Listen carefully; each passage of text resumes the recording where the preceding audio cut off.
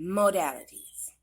Now, the modalities break down into three categories. You have cardinal signs, fixed signs, and mutable signs. Your cardinal signs are going to be the signs of Aries, Cancer, Libra, and Capricorn. Cardinal signs signify the beginning of a season. That means they start off the season. Like I mentioned earlier, Libra, fall season. Fall season. They start fall season. These signs, Aries, Cancer, Libra, and Capricorn, have a tendency to swiftly embrace change and initiate new beginnings. Next, fixed signs. Your fixed signs are going to be Taurus, Leo, Scorpio, and Aquarius. Fixed signs are like the ones who follow through. They carry out the ideas that are manifested or brought to life by cardinal signs. They tend to be hardworking and they are planners that know what needs to be done and they get it done. So, that meaning if I start something, Libra starts out fall season. Kara started this problem. She started this issue, damn it, as a Libra. Then my fixed sign, maybe a Taurus, is going to come in and carry this shit on out. They're going to carry things out.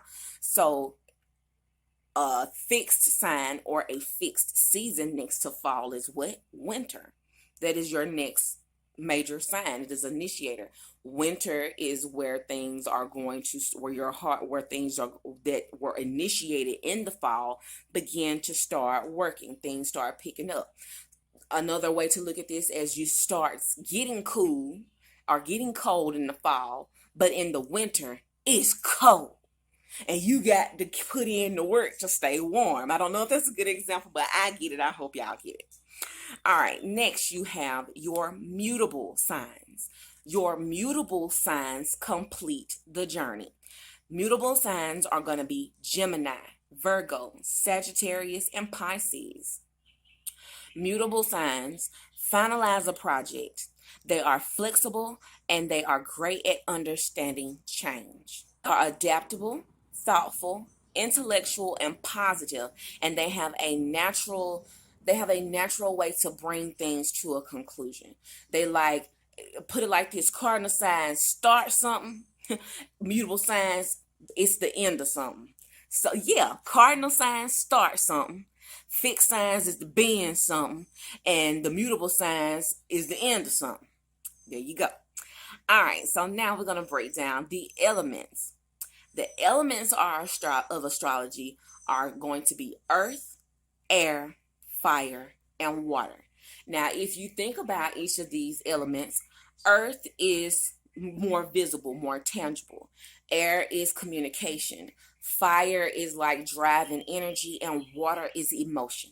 Knowing what element that your sign falls under is also going to help you understand how to work better with your own personal energy, and just really tell you a lot about your damn self and what's really important to you, what really fuels your fire, what is your driving force. So let's get into it. First, we're going to cover earth. When it comes to earth signs, your earth signs are going to be the signs of Taurus, Virgo, and Capricorn. Now, if you think about the signs as the symbols that go along with them, Taurus is the bull. Virgo is a lady or a male holding water. It's the water bearer. And Capricorn is like the merging of them together.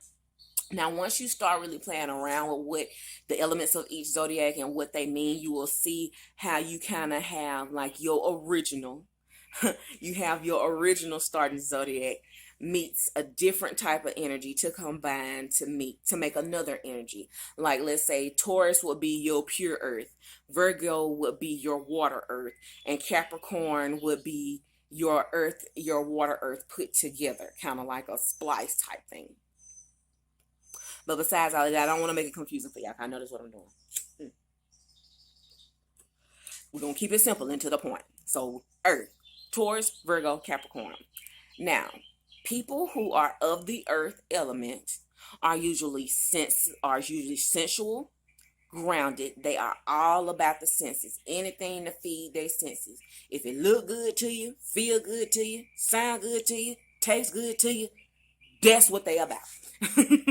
They're about the here and now.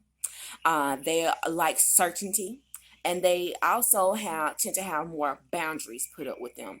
I won't say that it's gotten down to like a limited perception, but they are more zeroed in on a certain focus, and they are very particular about their needs and desires, and they are based off of reality. Basically anything that's tangible, touchable, it's there, you don't have to doubt it. That's what earth signs like. That's what they enjoy. Now, whenever you come to your earth signs, are also, like I said, they are your material people. They're more of like your builders. Anything that you see right in front of your damn face. All right, now let's get into air.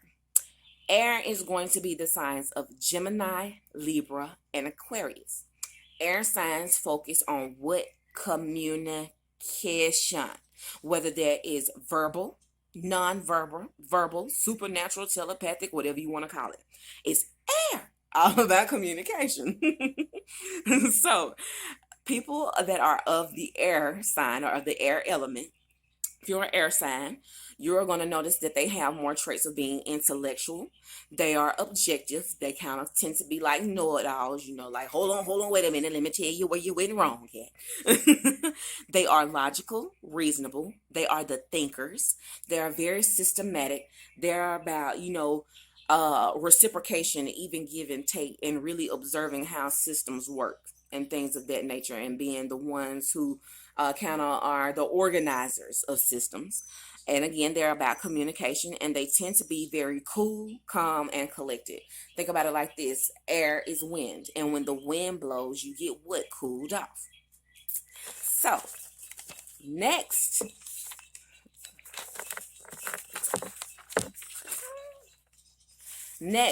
we have water signs. Your water signs are going to be the signs of Capricorn, Scorpio, and Pisces. To my people who fall under the sign of for my people who fall under the element of water, they are going to be more emotional. They have more emotional responses to life versus being more analytical or logical. And you do a lot of things and behave a lot based off of good instincts, their moods and feelings. They tend to be very imaginative, very empathic, highly sensitive, and they have great nurturing capabilities. That is your water sign. Water is also a representation of the feminine energy, the feminine aspect of your spirit. And that feminine aspect also relates to the mother. So, next and lastly, we have fire signs. Your fire signs are going to be Aries, Leo, and Sagittarius. These signs are about that action. They are visionaries. They make things possible. They are all about abundance. They have great potential, creative energy, very intuitive, and they are all about the possibilities. If it's a possibility out there, damn it, and they want it, they're going to take it. If it's a possible way of getting something done another way, they're going to find it. That is what fire signs are about. Fire signs are very driven, and they tend to also like take the flow, like they will take the damn spotlight. Hence the reason why you have Leo, and Aries. Leo represents the sun, and Aries represents Mars. Think about the sun. The sun is the sun. Damn it, you can't help but see it. When you look up at the night sky, Mars is going to be the only red damn planet that you see sticking up there whenever it's visible. And whenever it comes to Sagittarius is like your fire, your explorer. Like a lot of people call Sagittarius your Dora the Explorer of the zodiac, and they kind of approach life from looking at all the different possibilities and taking pieces from different cultures, different places, different mindsets, and things of that nature. That's why they get that labeled as visionaries, because they take an accumulation of things from different areas and bring them together and shining light up on it. All right, so last but not least,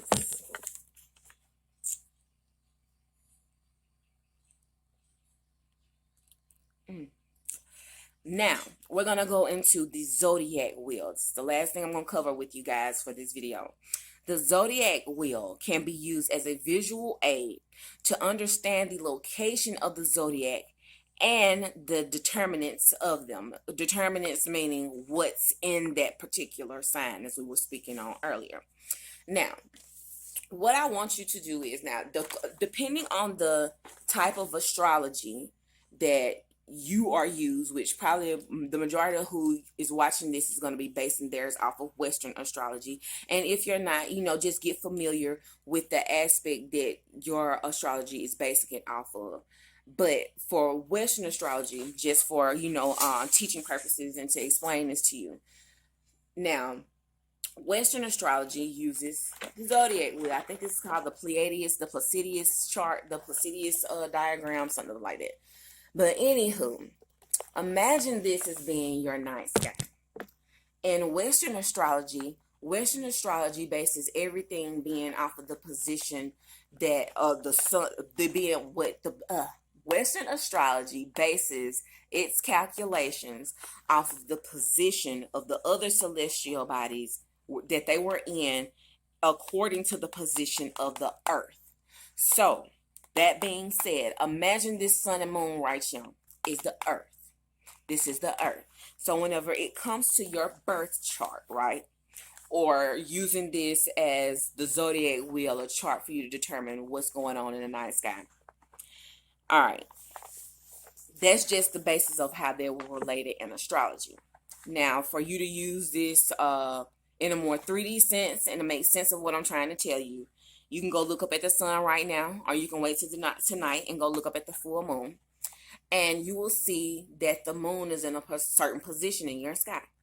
Now, right now, if I'm not mistaken, the moon is still in the sign of Sagittarius, or it's in the last degrees of Sagittarius. So with that being said, shit me down. Horse flies is kicking my ass. All right, so with the moon being in the sign of Sagittarius, right? I'm going to say the moon is here.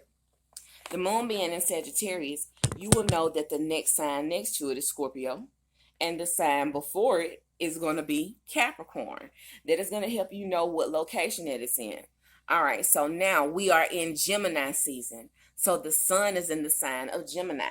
If the moon is over here in the night sky, in the sign of Sagittarius, then we know when we look up out at the sun is over in the sign of Gemini.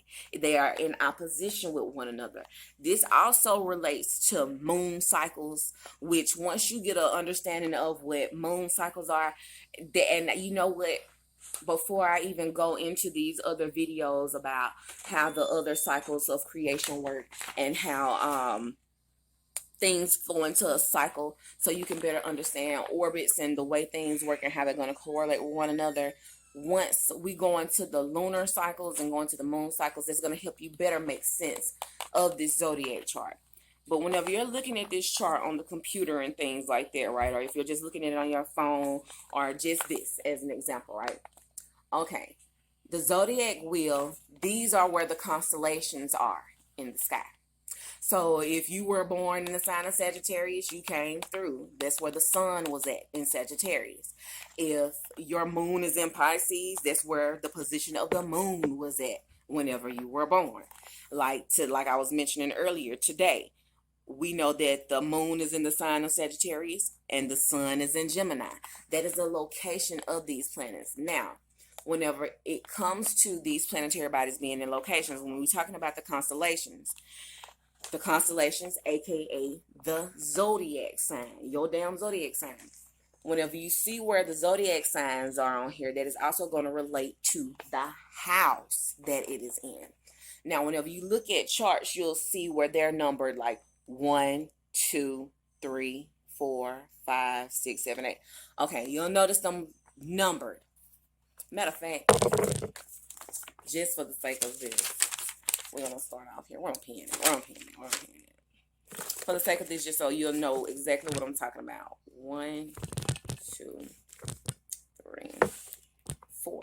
Now, let's say we want to do these as houses. Whenever it comes to the houses, each house is represented. Each house is ruled by a certain zodiac sign. So your first house will be Aries, second house Taurus, third house Gemini. All of this is going to relate to where you were born into this reality at. So, for instance, me being a Libra. Let's find Libra on the zodiac.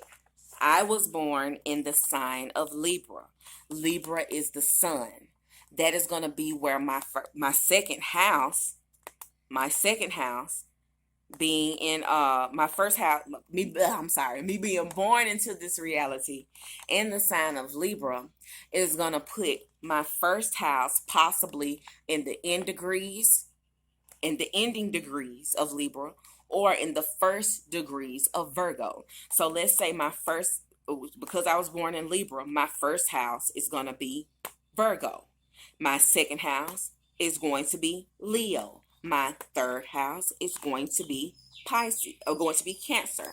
Fourth, Gemini. Fifth, Taurus. Sixth, Aries. Seventh, Pisces. Eighth, Aquarius. Ninth, Capricorn. 10th, Sagittarius. 12th is going to be in Scorpio. So another example, if you were born in the sign of Aquarius, if you were born in Aquarius, your first house will be in the end degrees of Aquarius, and your second house, your first house will be in the end degrees of Aquarius or in Capricorn. So let's say your first house falls in Capricorn. Your second house will be Sagittarius, third house Scorpio, so on and so forth.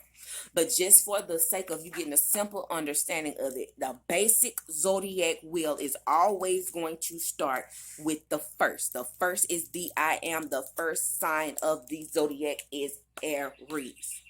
Remember that. The first sign is always Aries. Aries is your baby. Aries is your forerunner, the tone setter, all that good stuff.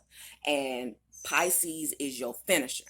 And just, for some more knowledge for you guys to be aware of, Aries is going to be your baby of the zodiac. Pisces is your oldest. Normally, people who have the sign placement of Pisces have older souls. I don't care if this is in your sun or moon sign.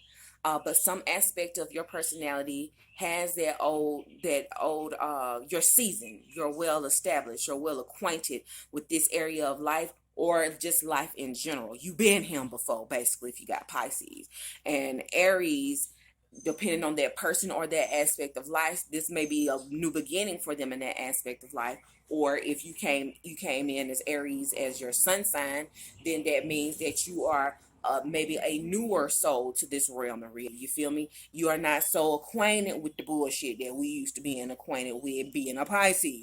So that is it for this portion of Astrology 101. Y'all, in our next class that we are going to do, we are going to talk about the moon, because the moon is closest celestial body to us, and it is also the determining factor of how a lot of the cycles of life, that's even down to us women, and how our monthly cycles go out. Men, y'all got cycles too. Y'all just don't bleed. That's why it lasts a little bit longer for y'all, just so y'all know that. But once we get a understanding of the lunar cycles and how they work, then we'll go into discussing what the planets mean, what each house means specifically. And then, like, one of the last things that I will probably cover, you guys, is the details of the symbolisms related to the zodiacs and the different traits that they possess. Because as we go through these different areas of astrology, of course you're going to hear me mention the way that these things are described and how they relate, and give you some more knowledge as to what they are and how you can learn more about them. But yeah, that'll be the way that these videos go. And I just want to extend the invitation to whoever sees this. You feel me? If you are making use of this information and you feel like you can get more from me, and you maybe need help one-on-one basis, or maybe you would like for me to do a personal observation of your birth chart, hit your girl up and we'll try to do some things for that. I want to do something maybe like a group class for those who are really interested in knowing how these things work. And I did before, I did like some free chart readings to help people understand more about themselves. So this is just an extension of the invitation for that, for you guys, to help you better understand what's going on in your personal life and things to come. So you can hit me up at my email. That's going to be kara.danielle08@gmail.com, or you can DM me, leave a comment, whatever, in order to, if you got any confusion, I would love to answer your questions. Or like I said, if you just want some one-on-one coaching on how to approach this, or you want to get ahead of the game, just let me know. I love doing personal consultations for people, and just really helping people get the same type of insight that I got about my damn self through astrology. So until I see you next time, booze. Bye-bye.